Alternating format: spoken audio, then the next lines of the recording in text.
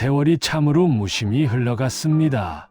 이제는 흰머리가 희끗희끗한 노인이 되어 손주 녀석 재롱을 보는 것이 낙이 된 이 산. 하지만 가끔 눈을 감으면 희미하게 아련한 잿빛 고향의 풍경이 떠오릅니다. 제가 태어난 곳은 경상도 산골의 작은 마을이었습니다. 1950년대 후반이었으니 아직 전쟁의 상흔이 채 가시지 않은 시절이었지요. 흙먼지 풀풀 날리던 마을길, 초가집 지붕에는 늘 검은 그름이 앉아 있었고 아버지의 등은 언제나 무거운 삶의 무게로 굽어 있었습니다. 그때는 모든 것이 부족했습니다. 특히 배고픔은 늘 그림자처럼 우리를 따라다녔습니다. 지금 젊은 세대들은 상상도 못할 겁니다. 춘궁기, 그 지긋지긋한 보릿고개를요. 어머니는 쌀 한 톨이라도 아끼기 위해 쑥을 캐거나 나무를 뜯어 밥상을 채우셨습니다. 그때의 우리는 가난했습니다. 하지만 마음만큼은 따뜻했습니다. 이웃끼리 서로 나누고 품앗이하며 그 고난을 함께 견뎌냈으니까요. 그 시절의 가난은 슬픔이 아니라 어쩌면 우리를 단단하게 만든 시대의 훈장 같은 것이었는지도 모릅니다. 저에게도 작은 꿈이 있었습니다. 책을 읽는 것이 좋았고 언젠가 도시의 학교에 가서 마음껏 공부하고 싶었습니다. 하지만 저는 장남이었습니다. 장남이라는 이름은 곧 가장 먼저 가족의 짐을 짊어져야 한다는 뜻이었습니다. 결정적인 계기는 동생 때문이었습니다. 어린 동생이 읍내 중학교에 합격했는데 등록금이 없었습니다. 어머니는 집안의 마지막 재산이나 다름없는 노숟가락 세트를 들고 장터에 나가셨습니다. 돌아오신 어머니의 눈은 퉁퉁 부어 있었고 간신히 마련한 등록금 봉투를 쥔 손은 떨리고 계셨습니다. 저는 그때 알았습니다. 이 땅에서는 벗어날 수 없다는 것을요. 저의 꿈, 저의 청춘은 중요하지 않았습니다. 당장 이 가족을 배불리 먹이는 것, 그것이 제 삶의 유일한 목표가 되어야 했습니다. 어머니께 말씀드렸습니다. 어머니, 제가 서울에 가겠습니다. 돈을 벌어서 꼭 동생들 학비 대고 어머니 아버지 편하게 해드릴게요. 그래, 내 마음 안다. 이거 밥이라도 꼭 챙겨 먹거라. 그리고 사람만은 잃지 마라. 알았지? 예, 어머니 걱정 마이소. 그때 어머니가 쥐어주신 것이 달고 다른 1,000원짜리 지폐 3장과 작은 광목 보따리였습니다. 보따리 안에는 쌀 반대와 볶은 보리쌀이 전부였습니다. 그것이 제가 서울로 가져간 전 재산이었습니다. 1968년 봄, 20살이 되던 해였습니다. 덜컹거리는 기차를 타고 서울로 향했습니다. 기차 창밖으로 고향의 산들이 멀어지는 것을 보며 두려움과 막막함이 밀려왔습니다. 나 혼자 이 거대한 도시에서 어떻게 살아남아야 할까? 하지만 되돌아갈 곳은 없었습니다. 이 기차에서 내리는 순간 저는 단순한 아들이 아니라 한 가족의 운명을 짊어진 가장이 되는 것이었습니다. 옆 칸에서 들려오는 사람들의 왁자지껄한 대화, 처음 보는 양복 입은 신사들의 모습에서 서울이라는 도시의 크기를 어렴풋이 짐작했습니다. 그래, 나도 이 도시의 한 부분이 될 것이다. 남들이 가진 것 없이 시작해도 성공했다면 나라고 못할 이유가 없다. 나는 이를 악물고 살 것이다. 가족들을 위해, 나를 희생시킨 나의 청춘을 위해. 마침내 기차가 멈췄습니다. 낯선 방송 소리가 울려 퍼졌습니다. 서울역입니다. 서울역.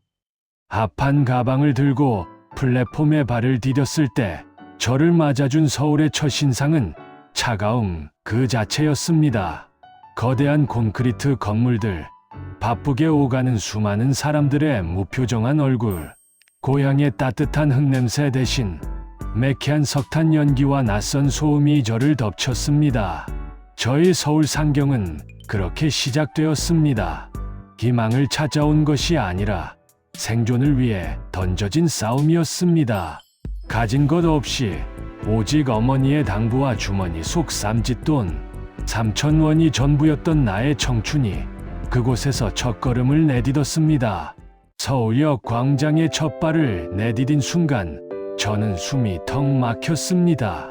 제가 상상했던 도시는 고향 읍내의 몇 배 정도였지만 눈앞의 서울은 달랐습니다.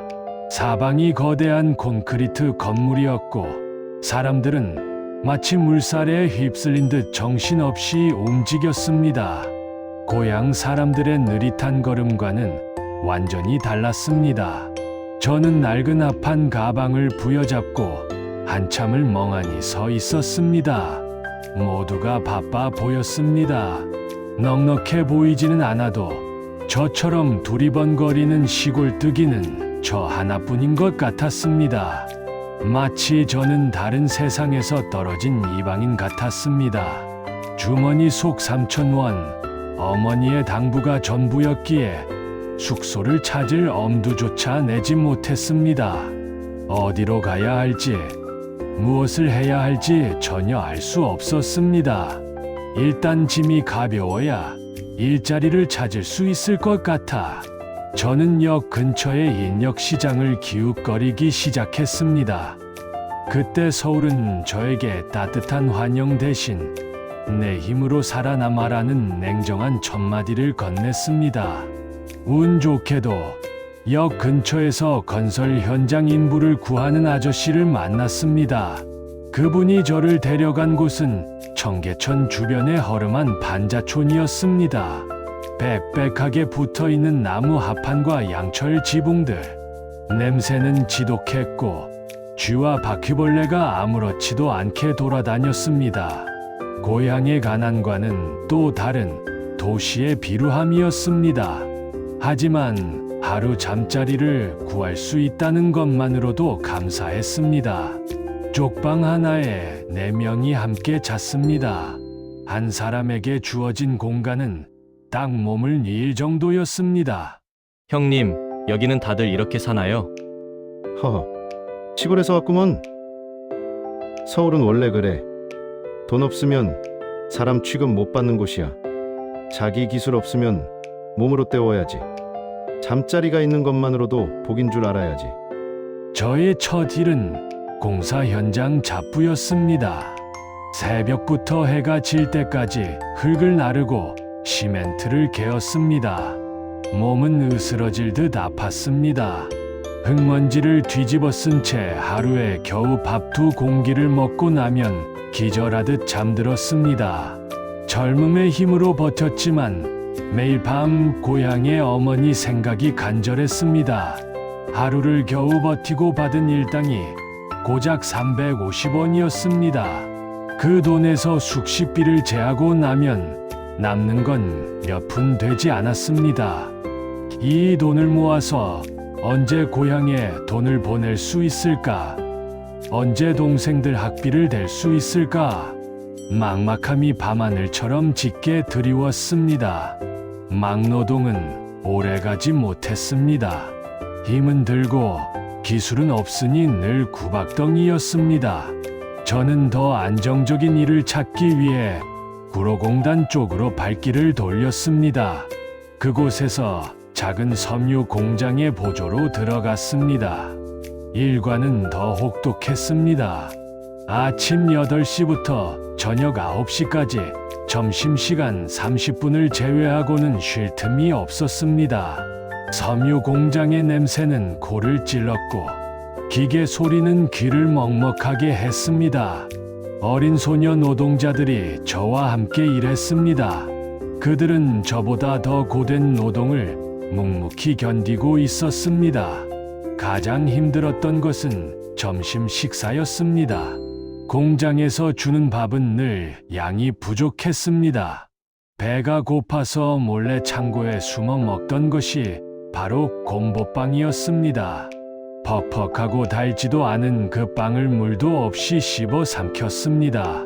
어느 날 밤샘 근무를 마치고 새벽에 공장 뒤편 창고 계단에 앉아 그 곰보빵을 먹고 있었습니다. 너무 지치고 서러워서 목이 메었습니다. 그때 빵이 목에 걸려 넘어가지 않았습니다. 눈물이 왈칵 쏟아졌습니다. 빵과 함께 삼킨 그 눈물은 제가 태어나서 흘린 가장 억울하고 뜨거운 눈물이었습니다. 어머니, 저 서울에서 이렇게 살고 있습니다. 제가 왜 이렇게까지 해야 합니까? 밥 한 끼 제대로 못 먹고 이러다가 쓰러지면 누가 나를 돌봐줄까? 그때의 저는 희망이 보이지 않는 터널을 혼자 걷고 있는 것 같았습니다. 곰보빵과 눈물, 그것이 저의 1960년대 말 청춘을 대표하는 음식이었습니다. 그렇게 꼬박 1년 8개월을 섬유 공장에서 버텼습니다. 몸은 마르고 지쳐갔지만 봉투에 돈이 쌓이는 모습을 보며 위안을 얻었습니다. 이제 곧 동생 학비도 되고 어머니께 두툼한 용돈도 보낼 수 있겠다고 생각했습니다.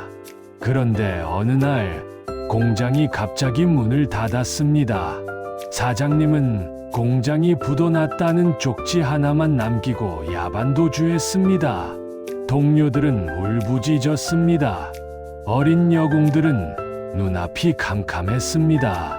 저 역시 지난 1년 8개월의 모든 땀과 희망이 한순간에 물거품이 된 것입니다. 주머니 속에는 빵 조각 하나 없었고 통장에는 단돈 1원도 없었습니다. 남은 것은 온몸을 휘감은 피로와 서울에 대한 지독한 증오뿐이었습니다. 그때 제 나이 22살. 저는 서울이라는 거대한 도시의 덫에 걸려 완전히 무너져 내렸습니다. 저는 다시 서울역 광장으로 돌아왔습니다. 기차가 도착하던 날의 두려움보다 더 큰 절망감을 안고서 고향으로 돌아갈까? 아니, 돌아가서 이 실패한 모습을 어머니께 보여드릴 수는 없었습니다. 저는 차마 고향으로 가는 기차를 타지 못하고 며칠 동안 역 근처를 배회했습니다. 공장이 문을 닫고 저는 완전히 길을 잃었습니다. 며칠 동안 서울역 지하도에서 노숙했습니다. 굶주림보다 더 괴로운 것은 배신감이었습니다. 열심히만 살면 된다던 어머니의 말씀이 이 거대한 서울에서는 통하지 않는다는 사실이 저를 짓눌렀습니다. 나는 실패했다. 이 도시는 나를 원하지 않는다. 고향으로 돌아가면 동생들 학비는커녕 실패한 장남의 짐만 더 얹어주는 꼴이 될 것이었습니다. 저는 주저앉았습니다. 그때 제 눈에 들어온 것이 있었습니다. 역 근처 작은 전파사에서 땀을 뻘뻘 흘리며 라디오를 고치고 있는 기술자였습니다. 그분의 손놀림은 정확했고 사람들은 그에게 돈을 지불하며 고마워했습니다. 문득 깨달았습니다. 몸으로 때우는 일은 누구나 할 수 있지만 기술은 아무나 가질 수 없다는 것을요. 배신하는 것은 사장과 돈일지언정 손에 익은 기술은 평생 저를 먹여 살릴 수 있다는 것을요. 그 순간 저는 다시 살아야 할 이유를 찾았습니다. 돈을 잃었지만 제 청춘을 여기서 끝낼 수는 없었습니다. 저는 다시 일자리를 찾았습니다. 이번에는 돈이 적더라도 기술을 배울 수 있는 곳을 찾았습니다. 그렇게 들어간 곳이 종로 쪽에 있는 작은 철공소였습니다. 일당이 막노동보다 적었지만 어깨너머로 용접 기술을 배울 수 있다는 희망이 있었습니다. 배고픔은 여전했습니다. 일터 근처에 허름하지만 늘 따뜻한 밥 냄새가 나던 국밥집이 있었습니다. 며칠 동안 그 집 앞을 서성였지만 돈이 없어 들어갈 수 없었습니다. 그러다 어느 날 국밥집 아주머니가 저를 불러 세웠습니다. 이복의 총각. 며칠째 앞에서 서성거리는구먼. 배가 고프면 들어와서 밥을 먹어야지 왜 그러고 있어? 아, 아닙니다. 아주머니, 제가 지금 가진 돈이 별로 없어서요. 이리 와. 밥은 먹고 살아야지. 공짜로 줄 테니 오늘은 먹어. 대신 조건이 있어. 조건이요? 그래. 대신 나중에 성공하면 그때 한 그릇값 갚으면 돼. 젊은 사람이 힘내서 열심히 살아야지. 알겠지? 저는 그 자리에서 눈물을 쏟았습니다. 뜨거운 국밥이 아니라 아주머니의 따뜻한 마음이 저를 울렸습니다. 돈 때문에 좌절했던 제게 아주머니는 돈보다 귀한 가치를 가르쳐 주셨습니다. 그 국밥 한 그릇이 저를 다시 살린 생명의 밥이었습니다. 아주머니의 격려에 힘입어 저는 미친 듯이 기술을 배우기 시작했습니다. 제가 선택한 것은 용접 기술이었습니다. 당시 산업 현장에서 가장 필요했고 숙련되면 높은 대우를 받을 수 있는 기술이었습니다. 낮에는 철공소에서 허드레시를 하면서 어깨너머로 선배들이 용접하는 모습을 눈에 담았습니다. 밤에는 주머니를 털어 야간 기술 학원에 등록했습니다. 잠은 하루 4시간도 채 자지 못했습니다. 용접 불빛 때문에 눈은 늘 충혈되었고 용접 불똥이 튀어 몸에는 흉터가 수없이 생겼습니다. 특히 겨울에는 차가운 철판을 만져야 했기에 손이 터지고 피가 났습니다. 하지만 아픔보다 기술을 내 것으로 만든다는 기쁨이 더 컸습니다. 용접봉이 쇠에 닿아 지지직 소리를 내며 녹아내릴 때마다 저의 미래가 단단하게 이어지는 것 같았습니다. 철은 거짓말을 안 한다. 내가 노력한 만큼만 붙는다. 배신하는 것은 사람이지만 기술은 절대 나를 배신하지 않는다. 그렇게 5년의 시간이 흘렀습니다. 5년 동안 저는 기술이라는 단단한 무기를 손에 넣었습니다. 이제는 단순한 잡부가 아니었습니다. 저를 찾는 공장들이 생기기 시작했고 저의 기술에 합당한 대우를 받기 시작했습니다. 마침내 저는 벌집촌을 벗어날 수 있게 되었습니다. 낡은 합판 가방 대신 이제는 제가 만든 공구통을 들고 나왔습니다. 아주 작고 허름하지만 방 하나에 부엌 하나가 붙은 제 방이었습니다. 새 집에 들어와 가장 먼저 한 일은 고향의 어머니께 편지를 쓰고 넉넉한 돈 봉투를 함께 붙이는 것이었습니다. 어머니, 저는 이제 사람답게 살고 있습니다. 걱정 마십시오. 짧은 편지에 지난 5년의 모든 고통과 감사함이 담겨 있었습니다. 그리고 외상값을 갚으러 국밥집 아주머니를 찾아갔습니다. 어머, 이게 누구야? 그때 그 총각 아니가? 많이 좋아졌네. 열심히 살더니 잘 됐구나. 아주머니, 그때 은혜 정말 감사했습니다. 이거 꼭 받아주십시오. 아이고, 무슨 소리여. 그때 밥 한 그릇 값이 얼마 된다고? 총각이 잘 됐으면 된 거지. 아주머니, 그때 그 한 그릇이 저를 살렸습니다. 평생 잊지 않겠습니다. 그래. 총각이 이렇게 잘 사는 게 나한테는 더 큰 보답이야. 앞으로도 건강하게 잘 살아. 아주머니는 환하게 웃으시며 돈을 받지 않으셨습니다. 저는 다시 태어난 것 같았습니다. 서울 상경 5년 만에 저는 비로소 한 인간으로서의 존엄을 되찾았습니다. 기술은 저의 청춘을 구해냈고 저희 가족을 지킬 무기가 되어 주었습니다.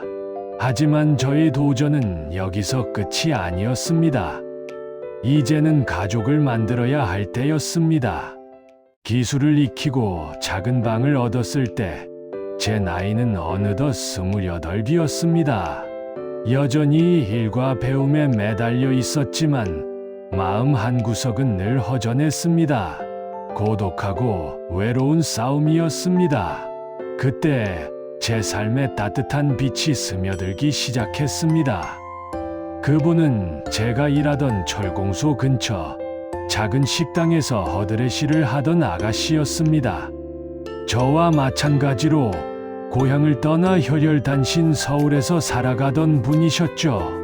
꾸미지 않은 수수한 옷차림이었지만 맑고 깊은 눈을 가진 분이었습니다. 제가 밤늦게까지 일하고 지쳐 보일 때면 늘 따뜻한 물 한 잔을 건네주시던 분이셨습니다. 저희는 특별한 데이트를 하지 못했습니다. 가진 것이 없었으니까요. 가장 호화로운 데이트는 퇴근 후 함께 포장마차에서 잔치국수 한 그릇을 나눠 먹는 것이 전부였습니다. 하지만 그 국수 한 그릇에 담긴 사랑은 세상 어떤 진수성찬보다 달콤했습니다. 그녀는 저의 가난과 흉터를 보지 않고 오직 저의 성실함과 기술에 대한 열정만을 봐주었습니다. 서로의 처지를 너무나 잘 알았기에 저희는 말없이도 깊은 공감을 나누었습니다. 그분의 존재는 제가 쉼 없이 달려갈 수 있는 가장 큰 이유가 되어 주었습니다. 영자 씨, 저는 가진 것이 기술밖에 없습니다.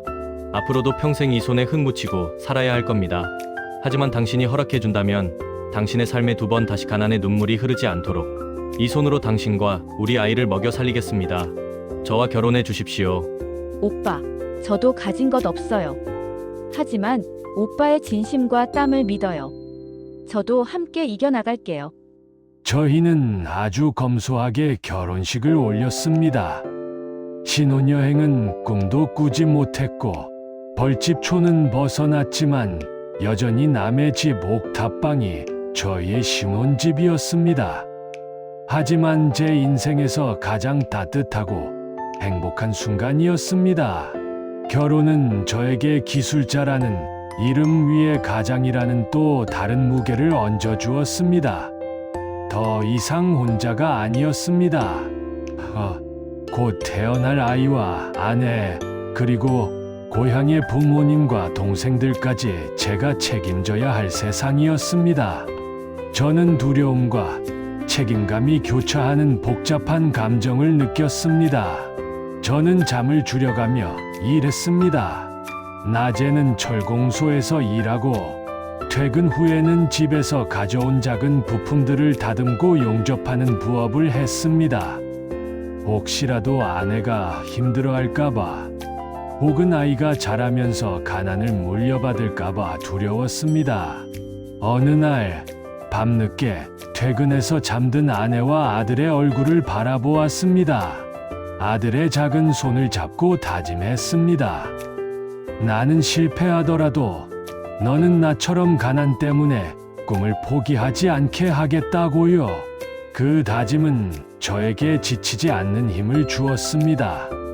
술 한 잔 마시지 않고 담배 한 개비 피우지 않고 오로지 망치와 용접기만 붙잡고 살았습니다.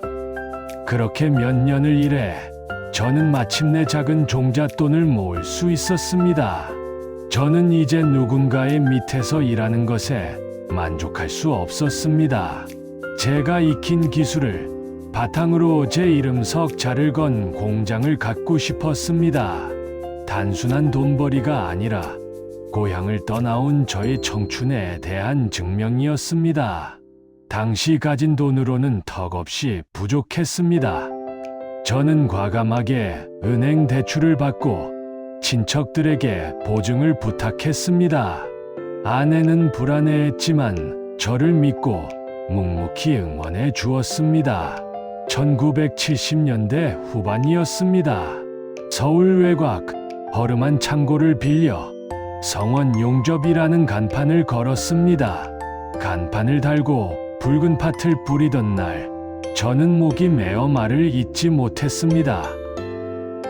이제 나도 사장이다. 여보, 이제 우리도 당당하게 살 수 있어. 공장은 저의 청춘과 땀이 배어있는 성전과 같았습니다. 새벽 5시에 출근해서 밤 12시에 퇴근하는 생활이 계속되었지만 내 기술로 일군 내 공간이라는 자부심이 저를 지탱했습니다. 주문이 들어오고 공장에 사람이 늘어나고 제가 만든 용접물이 이 도시의 발전소나 빌딩에 쓰인다는 사실이 믿기지 않았습니다.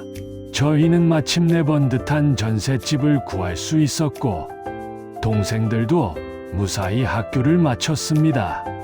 고향의 부모님께도 이제 매달 넉넉한 생활비를 보낼 수 있었습니다. 가난의 고리를 끊어낸 것입니다. 저는 절대로 그 시절의 배고픔과 서러움을 잊지 않았습니다. 저와 함께 일하는 직원들에게는 제가 겪었던 부당함이 없도록 정당한 대우를 해주고자 노력했습니다. 가난이 저를 서울로 내몰았지만 역설적으로 가난이 저에게 가족의 소중함과 기술의 위대함을 가르쳐 주었습니다. 저는 눈물 젖은 빵을 먹던 소년에서 이제 어엿한 가장이자 작은 기업의 사장이 되었습니다. 제 옆을 지켜준 아내와 저를 있게 한 어머니께 진심으로 감사했습니다. 세월은 빠르게 흘러 1990년대 중반이 되었습니다. 공장은 자리를 잡았고 아이들은 훌륭하게 자라 대학교에 들어갔습니다. 저는 이제야말로 인생의 안식처에 도착했다고 생각했습니다. 시골 소년의 꿈은 완전히 이루어진 듯했습니다. 하지만 시대의 풍파는 가장 평화로운 순간에 닥쳐왔습니다. 1997년 겨울, 대한민국을 송두리째 흔들어 놓은 IMF 외환위기가 닥쳤습니다. 길거리는 순식간에 암흑으로 변했습니다. 대기업들이 하루아침에 무너졌고 제 거래처들 역시 부도라는 글자를 남기고 사라졌습니다. 공장의 주문은 뚝 끊겼고 남아도는 재고를 보며 저는 20여 년 전 월급을 떼먹고 도망친 사장과 문 닫은 공장의 악몽을 다시 꾸는 듯 했습니다. 직원들에게 월급을 줄 돈이 없었습니다. 평생 정직하게 일해온 저에게 직원들을 해고해야 하는 상황은 칼날처럼 고통스러웠습니다. 여러분, 제가 어떻게든 이 상황을 버텨보려 했으나 당장 다음 달 월급을 줄 수가 없게 되었습니다. 염치가 없지만 잠시만 쉬어주십시오. 반드시 다시 불러드리겠습니다. 직원들은 말없이 고개를 숙였고 저는 고개를 들 수 없었습니다. 눈물 젖은 빵으로 버텨 일군 이 모든 것이 다시 모래성처럼 무너지는 것 같았습니다. 공장을 살리기 위해 집을 담보로 잡고 빚을 냈습니다. 하지만 경기는 회복될 기미가 보이지 않았습니다. 결국 저는 20년 넘게 피땀 흘려 일군 작은 공장을 눈물을 머금고 매각해야 했습니다. 모든 것을 잃었습니다.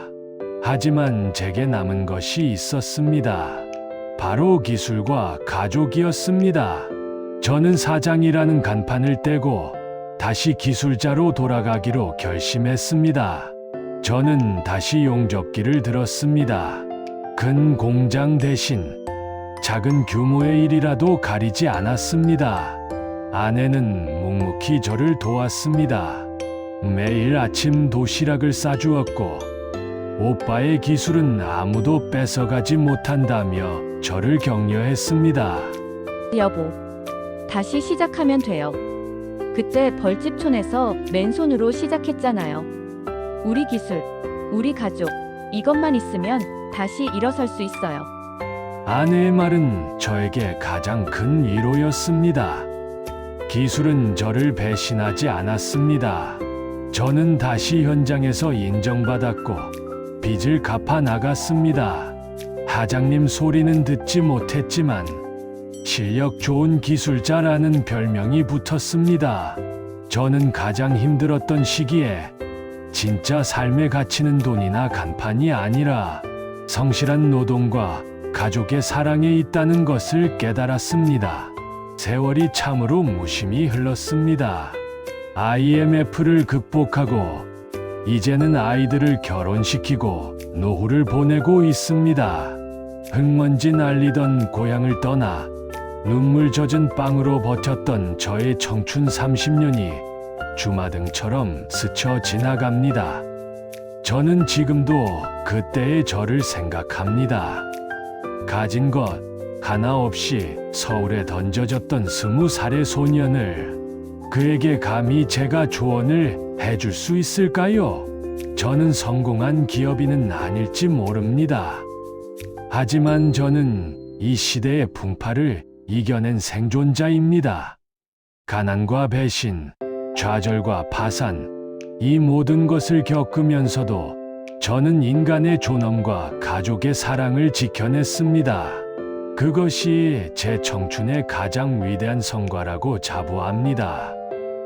이 영상을 보고 계신 젊은이들과 저와 같은 시대를 살아내신 동년배 여러분에게 이 말을 꼭 전하고 싶습니다. 첫째, 기술을 배워라. 당신의 손에 익은 기술은 어떤 경제, 위기도 빼앗아갈 수 없는 당신의 가장 강력한 무기입니다. 둘째, 가족을 지켜라. 고난의 순간, 당신에게 힘이 되어주는 것은 오직 가족의 따뜻한 한마디뿐입니다. 셋째, 절대 포기하지 마라. 당신이 지금 먹는 눈물, 젖은 빵은 당신의 청춘을 증명하는 가장 빛나는 훈장입니다. 포기하지 않고 끈기 있게 버틴다면 당신은 반드시 이 시대를 이겨낼 수 있습니다. 가진 것 없이 시작했던 저의 삶이 이 시대를 살아가는 모든 이들에게 작은 위로와 희망이 되기를 바랍니다. 긴 이야기 들어주셔서 감사합니다. 끝까지 시청해주셔서 감사합니다. 항상 건강하시고 행복하세요. 구독과 좋아요는 영상을 제작하는 데 큰 힘이 됩니다.